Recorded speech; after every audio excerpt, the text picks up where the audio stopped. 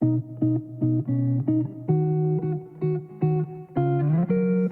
would you say, or what advice would you give to parents that are maybe not even sure how to start a conversation? So we're at the park, or for me, I drive. I walk with my girls, like I mentioned, they're older. We quite often drive, and I find when we drive, we just tend to put music on, or conversations start naturally. But I know when they were little, it was more challenging, because Sure. you're not wanting to upset them, you're not wanting to offend them. So how do you start a tough conversation?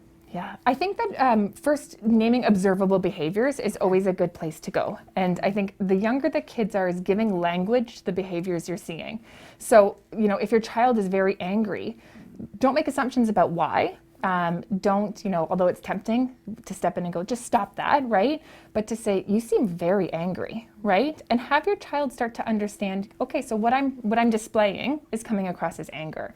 And it's not that they're going to have these, conversational moments where they say, okay, my face was like this, I was yelling, but it's slowly developing that education of knowing, okay, this is how I'm being interpreted.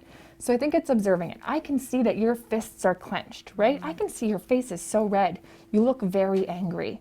And then inviting them into a conversation, right? I think we should talk about that. Yeah. I also encourage parents separate the emotion from the behavior. We're all very busy. We want to manage different situations quickly and efficiently.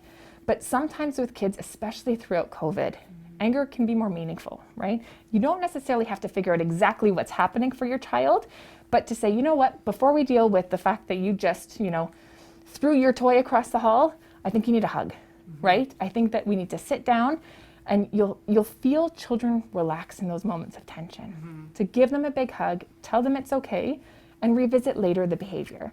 But I think we're very quick to skip the emotion and just say, you're not supposed to do that, get to your room. Instead to say, you seem very angry. Let's take a moment, you and I, if it's have a hug, have a quiet moment, and then we'll look at the behavior afterwards. Okay, that's great. That's so important. And I think too, we were always sort of, once upon a time, or at least when I grew up, it was always like, you address the bad behavior and then you put it to a stop. Like that's Yes. not acceptable, that's not okay. But what I'm hearing you say is identify with it, not necessarily support the behavior itself, but sort of just identify with the fact that maybe they just need a hug, maybe they need a couple of minutes, maybe they just need to, take a pause.